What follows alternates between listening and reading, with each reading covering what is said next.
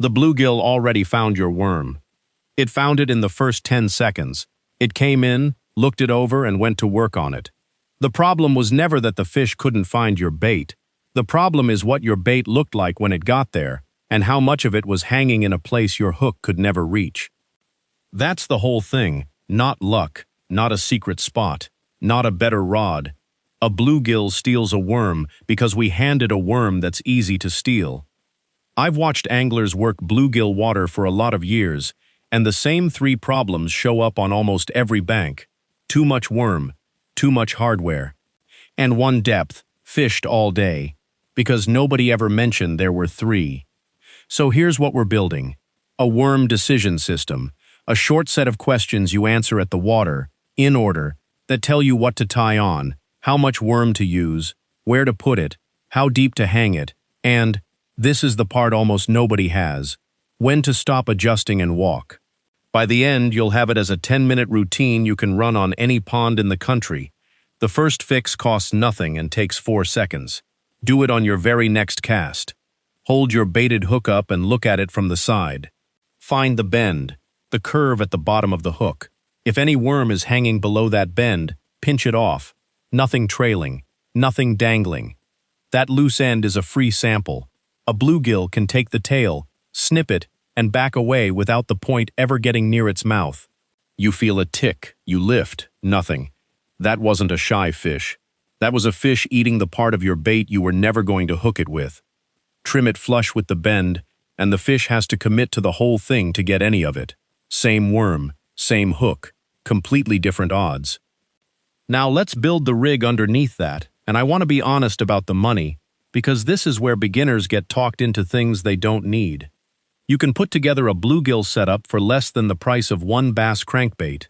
A light or ultralight spinning rod, somewhere around 5 to 6.5 feet. 4 to 6 pound monofilament. Mono is cheap, it's forgiving, and it floats, which we'll actually use later. A pack of small hooks, a small float, a few small split shot. That's it. That's the whole kit. Here's where the industry quietly nudges you wrong. Walk into a big box store and the panfish hooks at eye level are usually bigger than they need to be, because bigger hooks are easier for adult hands to bait, easier to display, and they sell in bulk. State fisheries agencies say the useful thing in their own beginner literature: a bluegill has a small mouth even as an adult, so use small tackle. Practically, that puts you in the range of size 8 to size 12 for worm fishing. But I have to flag something, because it trips up everyone. Hook sizes are not standardized. A size 8 in one pattern from one company is not the same physical piece of metal as a size 8 in another. The number is a rough guide, not a measurement. So don't shop by the number alone. Look at the hook. A thin wire, a long shank, and a gap that looks small next to the tip of your finger. Aberdeen-style hooks and light baitholder hooks both work well here. The long shank matters more than people realize because it makes the hook far easier to get back out of a small fish. Same logic on the float. You want the smallest float that will still carry your bait and stay visible to you. A big round bobber is easy to see, and that's exactly why it sells. But the bigger and more buoyant it is, the more a fish has to shove against before it goes under. Small pencil-style floats, or the smallest round float you can still see, are a better trade. And on the weight. Small split shot, and if you have the choice, go with non-lead. Tin and bismuth pinch on essentially like lead does. Minnesota's Department of Natural Resources and the state's Pollution Control Agency both run public guidance on this, because loons and other water birds pick lost sinkers off the bottom, mistaking them for grit, and swallow them. Some states restrict small lead tackle outright, so check where you fish. It costs you a couple of dollars, and it costs you no fish at all. Notice what all of that has in common: small hook, small float, small weight, and less worm. Every single correction is a correction toward less. That's the reason this knowledge doesn't get pushed at you very hard. You can't patent using less. There's no shelf space for a smaller worm. Now, the worm itself. Not all of them are the same tool, and the bait fridge doesn't explain the difference. Nightcrawlers are the big ones, thick, long, and they're what most shops sell by default. For bluegill, one nightcrawler is not one bait, it's 4 or 5 baits. Their advantage is toughness and visibility. Their disadvantage is that beginners use the whole thing. Red wigglers, the small ones people raise in compost bins, are usually the better bluegill worm. They're thin enough to match a small hook without cutting. They stay lively on the hook, and they wiggle hard. That motion matters. If you can only carry one container, this is the one I'd carry. Garden worms or leaf worms sit in between, softer, shorter-lived on the hook, but often free if you have a shovel and a shady flower bed. And free is worth something. One practical note that has nothing to do with biology and everything to do with your afternoon. Keep the container out of the sun and out of the bottom of a hot boat. Warm worms go soft and mushy, and a mushy worm slides off the hook every third cast. Cool worms stay firm and stay on. A wet rag over the lid does more for your bait than most additives will. Now, 3 ways to actually put it on the hook. Pick based on what the fish are doing, not out of habit. First, the compact nub. Take a piece about the length of your thumbnail, run the hook through it 2 or 3 times so it bunches up tight around the bend, and leave nothing hanging. This is your bait stealer answer. When fish are picking at you and you're not connecting, this is the presentation that makes them take the whole package or nothing. Second, the 2-ended piece. Take a slightly longer segment, an inch or so, and hook it once through the middle so both ends are free to move. Now it wriggles on both sides. This one's for active fish, mornings, evenings, fish that are chasing and committing. It gets bit faster and stolen faster. That's the trade. Third, the threaded bait, for when you need it to stay put. Enter the head of the worm, push it up the shank so the body sleeves the metal, and bring the point back out near the bottom. It stays on through long casts, through wind, and through a swarm of small fish stripping you. It's the most durable and the least lively. Start with the 2-ended piece. If you get pecked without connecting, switch to the compact nub. If you're losing bait to casting or to little fish before your bait ever settles, go to the threaded version. That's a decision, not a preference. And the hook point. The usual advice is to always leave it exposed, and that's mostly right, but it's worth understanding rather than memorizing. A bluegill doesn't crush. It inhales and holds with fine little gripping teeth, so a point buried inside a wad of worm often stays buried when you lift. You pull the bait right back out of the fish's mouth with the hook still wrapped in meat. Exposed point, and there's nothing between metal and mouth. Here's how to expose it without your bait sliding off constantly. Run the point through the worm and back out, so the worm is anchored on the shank rather than balanced on the tip. The bait should be pinned in 2 places, with the point riding just proud of the flesh. If it still slides down, add 1 more pass through the thickest part of the worm.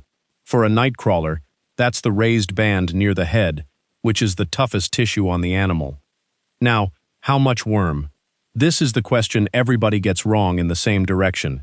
And there's a real research angle here, but I want to be careful with it, because this is exactly where fishing content oversells science. Earl Werner and Donald Hall published a study in 1974 in the journal Ecology on how bluegill choose prey by size. It's one of the most cited feeding studies in freshwater biology. What they showed, working with bluegill feeding on different size classes of water fleas in controlled conditions, is that bluegill weigh the energy they get against the time it takes to catch and handle it, and how picky they are shifts depending on how much food is around them. When food is thick, they get selective. When food is thin, they take a much wider range. Now the honest limit. That was zooplankton in a lab, not a chunk of nightcrawler in your pond. It does not give you a formula. What it gives you is a way of thinking. The right amount of worm is not a fixed number. It's a response to conditions. In a rich pond in warm water, with insects everywhere, small and tidy usually wins. In cold water, murky water, or water that just doesn't have much living in it, a bigger, easier to find piece is often the better bet. Treat that as a starting frame to test, not a law. And the fish will tell you which way to move if you read 4 signals. Pecks and taps with no hookup means the bait is too big or too loose. Go to the compact nub, trim flush to the bend. Bait disappearing with no float movement at all means the fish are taking the outer edges of your bait and you're never seeing the take, smaller piece, and pin it tighter to the shank. Fish swallowing deep means you waited too long or the bait's too small for the fish size. React sooner, and if you're releasing, this is the moment to go up a hook size rather than down. And no signals whatsoever, no taps, no missing bait, nothing, is not a bait problem at all. That's a location or depth problem, and no amount of fiddling with your worm will fix it, which is where most people burn their whole morning. So let's fix depth, because a foot or two under the bobber is a starting point, not an answer.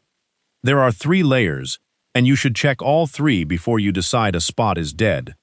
Layer 1, just under the surface, a foot to 18 inches. This is where fish are when they're feeding on things falling in. Insects, ants blown off the bank, anything on the film. Warm evenings, calm mornings, shady banks.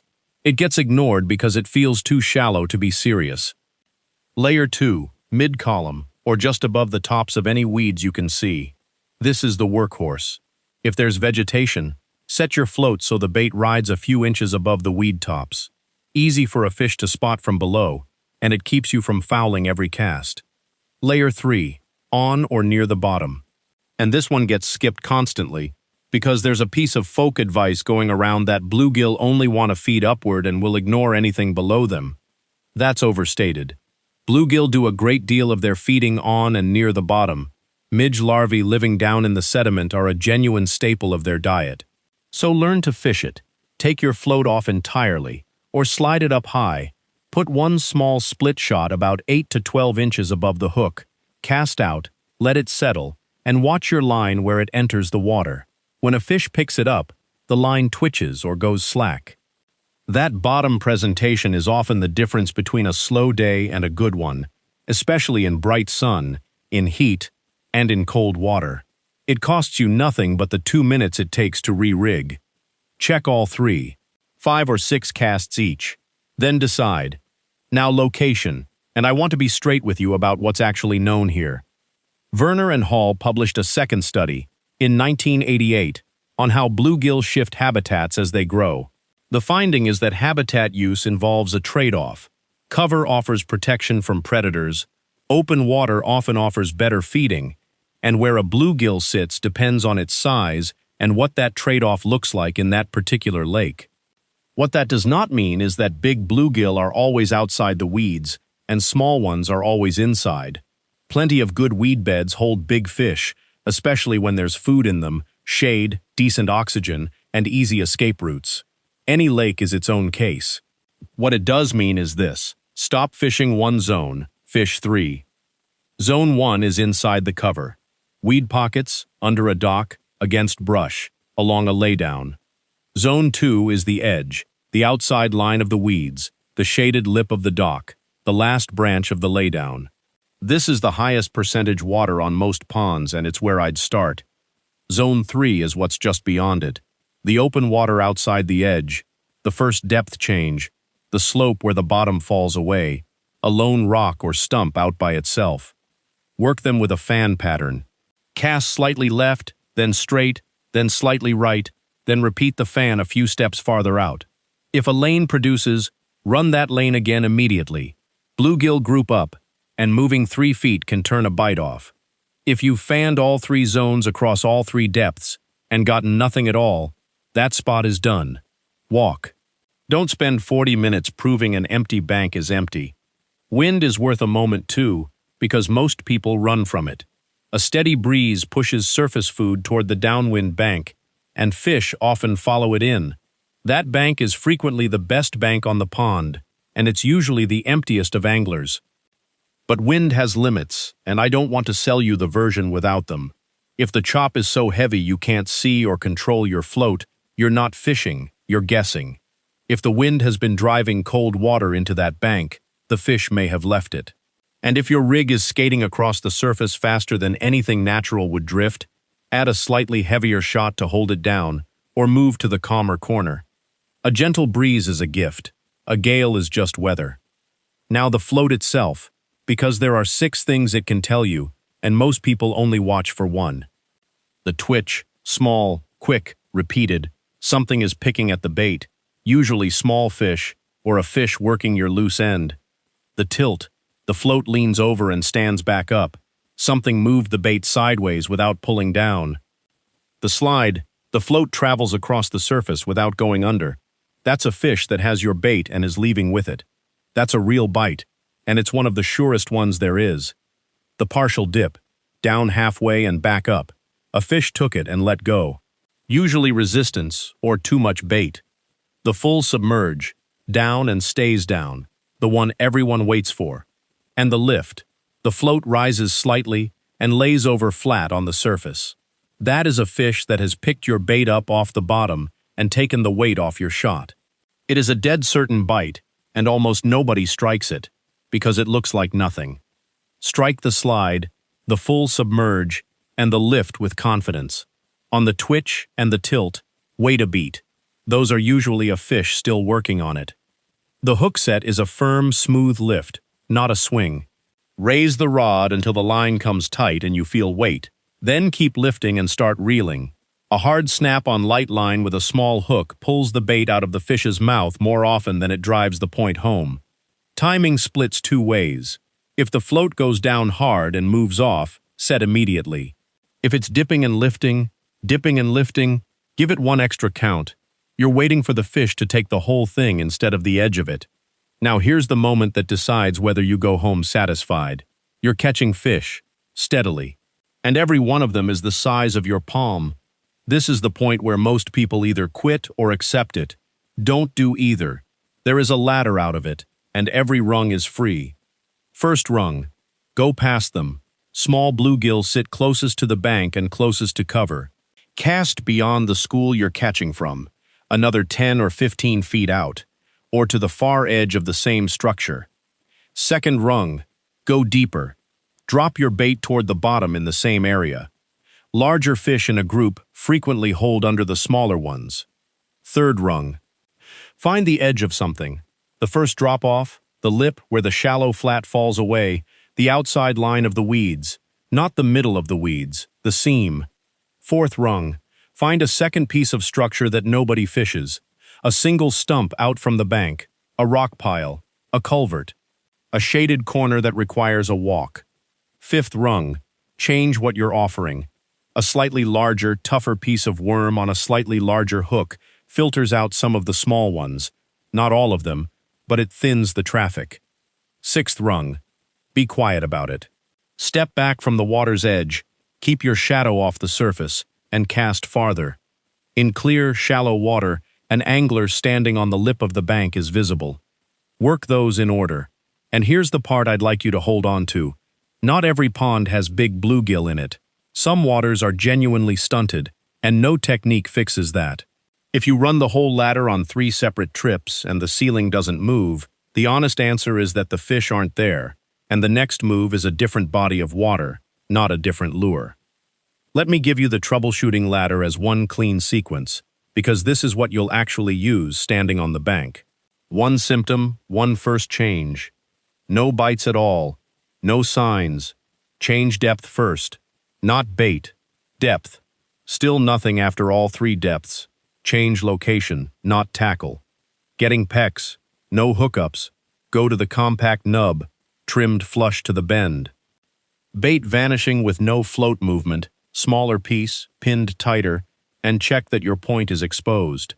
Hooking fish and losing them, slow your lift down and make sure you're pulling into weight, not snapping at a signal. Only small fish, run the size ladder. Past them, deeper, edges, second structure. Fouling in weeds every cast. Raise your bait so it rides just above the tops before you consider moving. Fish swallowing the hook deep. React faster and go up 1 hook size, especially if you're releasing. 1 change at a time. Give it 5 or 6 casts. If you change 4 things at once and it works, you've learned nothing you can repeat. There's one more piece of science worth attaching to all of this, and it explains why so much of what we've covered is about placement rather than product. Researchers studying how sunfish select prey, work by William O'Brien and colleagues in the 1970s, found that these fish don't just respond to how big something is, but to how big it appears from where they're sitting. Apparent size, a function of the object and the distance. That's why reaction distance is a real variable in the biology, and why where your bait lands relative to a fish matters as much as what your bait is. Fair warning again, that research was done on small zooplankton under specific conditions, and detection in a real pond also depends on water clarity, light, motion, the angle of approach, and whether the bait's sitting in a place a fish can see it at all. It doesn't produce a rule you can apply blindly. It supports one simple habit: put the bait close to fish and in their line of sight, and worry about that before you worry about which brand of worm you bought. That's the pattern under this whole video. Almost everything that improves your bluegill fishing is an adjustment, not a purchase. Adjustments can't be packaged, can't be reissued next spring in new colors, and can't be scanned at a register. There's no conspiracy in that. It's just that nobody in the business has a financial reason to teach it to you, so it doesn't get taught. Quick word on seasons, and I'll keep it general so it holds anywhere. Around the spawn, fish push shallow and concentrate. Beds show up as pale round scrapes on the bottom, often in groups. Fish the edges of the group rather than dropping directly onto it, and check your state rules first. Some waters have restrictions during spawning. In the heat, fish often slide toward shade, deeper weed edges, and the first drop-off. Early and late get better. Your bottom presentation gets more valuable. In fall, fish spread out and feed harder as water cools, and midday gets good again. In cold water, everything slows down. Smaller pieces, longer pauses, and expect the bite to be a slow lean rather than a plunge. And the handling, because it matters and it takes 10 seconds. Wet your hands before you touch a fish you're releasing. Bluegill have sharp spines along the top fin, so hold them from the head toward the tail so those spines fold flat as your hand closes. Carry small pliers or a hook remover. That long shank hook pays off here. If you're keeping fish, know your size and creel limits before you start, not after. 2 more things. Don't dump leftover live worms on the ground or in the water when you're done. Non-native worms are a genuine problem in a lot of North American forests and lakes. Take them home or throw them in the trash. And never move live bait, live fish, water, or plant material from one body of water to another. That's how invasive species and diseases travel, and it's illegal in many states. Check your state and local regulations before every trip, because they vary by water and they change. So here it is, the whole system, as a 10-minute routine. Rig. Light rod, 4 to 6 pound mono, small hook in the size 8 to 12 range, smallest float you can see, 1 small non-lead shot. Bait. Piece about 1 inch, hooked once through the middle so both ends move. Nothing trailing below the bend. Point exposed. First depth. Just above the weed tops or about 2 feet down if you can't see bottom. First target. The edge. The outside line of cover, not the middle of it. Cast softly, close, and let it sit still. First adjustment. Fan 3 casts left, center, right. If you get pecked, go to the compact nub. If you see nothing at all, change depth before you change anything else. Surface, mid, then bottom. Move decision. 3 zones, 3 depths, nothing happening. Walk. Repeat at the next piece of structure. That's it. That's the trick. It was never one trick. It's a short sequence of small, free decisions, made in the right order, on the same rod and the same worms you already own. I've put every one of these on a free field blueprint you can keep. The 10-minute routine, the 3 baiting methods, the depth and zone charts, the 6 float signals, the full troubleshooting ladder, plus a stack of material there wasn't room for here, a sunfish identification chart, what bluegill actually eat, how to keep worms alive and firm for weeks, the 2 knots worth knowing, and a release protocol. Links in the description. No charge, nothing to sign up for. And I'll leave you with the question I'd actually like an answer to. Everybody tells beginners to hang the worm above the fish. When you've fished a bait flat on the bottom instead, really fished it, for a full afternoon, what happened? Because I suspect a lot of us have been fishing one layer of the water column our entire lives and calling it the whole lake.